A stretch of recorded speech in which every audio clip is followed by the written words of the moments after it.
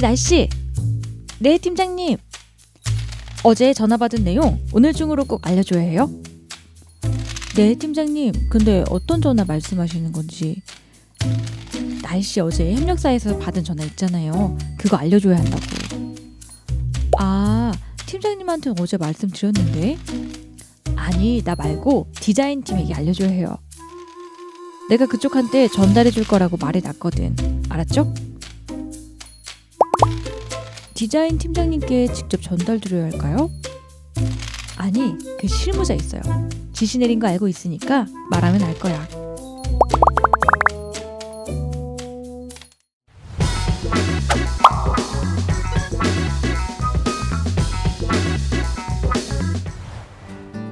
동료나 직원, 고객은 물론 친구나 부모님께 이르기까지 우리는 하루에도 몇 번씩 무언가를 설명합니다.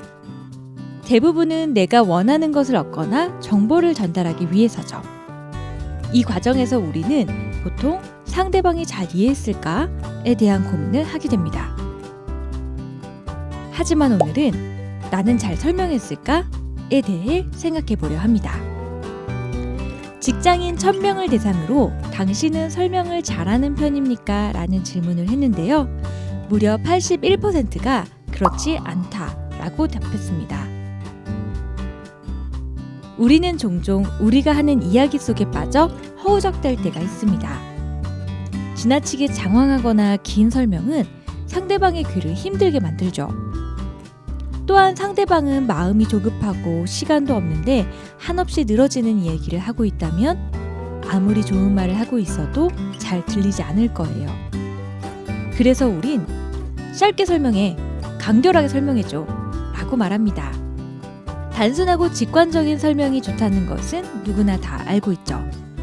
하지만 무조건 짧은 것만이 좋은 걸까요? 너무 부족한 정보는 오히려 불친절해 보이거나 이해하기 어려울 수도 있습니다. 우리에게 중요한 것은 바로 효율적인 설명입니다. 무작정 짧은 게 아니라 한마디를 하더라도 깔끔하고 명쾌한 문장을 전달하는 것이죠. 어떻게 하면 시간과 에너지를 절약하면서 잘 들리게 설명할 수 있는지 효율적인 설명을 위한 3가지 방법 한번 살펴볼까요? 첫째, 주어를 명확하게 제시한다. 설명을 짧게 만들려다 보면 단어들을 잘라내야 하는 경우가 많은데요. 불필요한 단어는 지워야겠지만 지우지 말아야 할 단어들도 있습니다. 짧은 문장일수록 함축적인 정보를 정확하게 담는 것이 중요합니다. 사람들은 말하는 사람을 머릿속에 그리고 싶어 합니다. 바로 주어죠.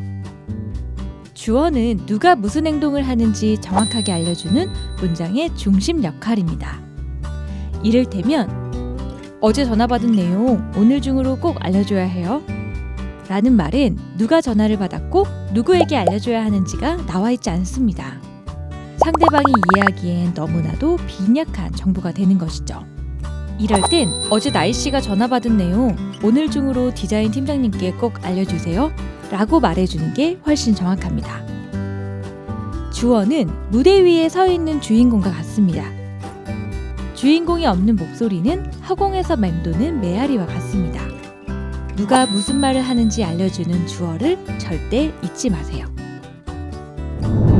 둘째, 한 번에 하나의 정보만 전달한다. 프로모션 특가 90% 할인 행사, 일부 상품 쿠폰 증정. 이 문구를 보면 어떤 생각이 드시나요? 프로모션 때문에 정가에서 90%를 할인하는 건지, 특가에서 90%를 할인하는 건지, 일부 상품은 프로모션 제품인지 다른 제품인지 한눈에 들어오지 않습니다. 이처럼 복잡하고 어려운 문장들은 소비자를 헷갈리게 만듭니다. 아무리 멋진 모델이 웃으며 할인 행사를 소개하고 있어도 소비자들의 발길을 사로잡기 어렵죠. 여러 개의 단어를 한꺼번에 나열하기보단 한 문장에 하나의 정보만을 제시하는 편이 더욱 직관적입니다.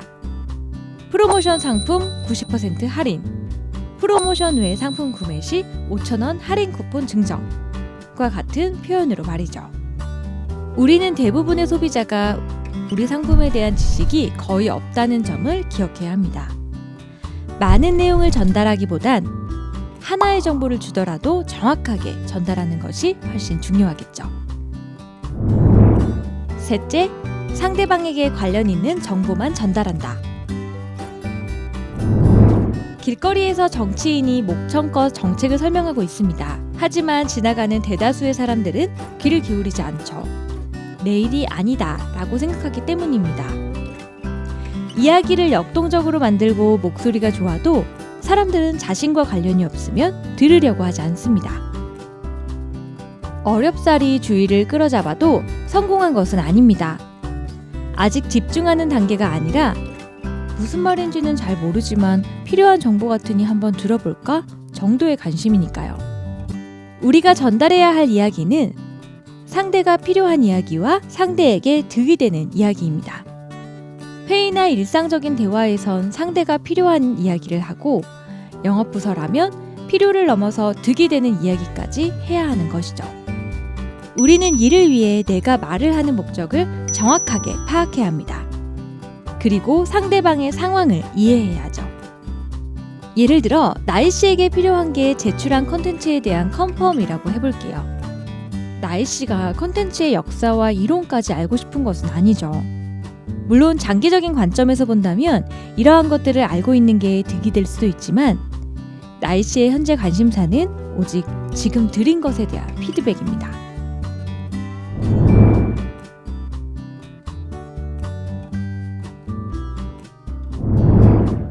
우린 누군가에게 많은 설명을 하며 살아갑니다. 우리의 상품과 서비스, 기획이나 제안까지 크고 작은 생각들을 말과 글로 풀어내야 하죠.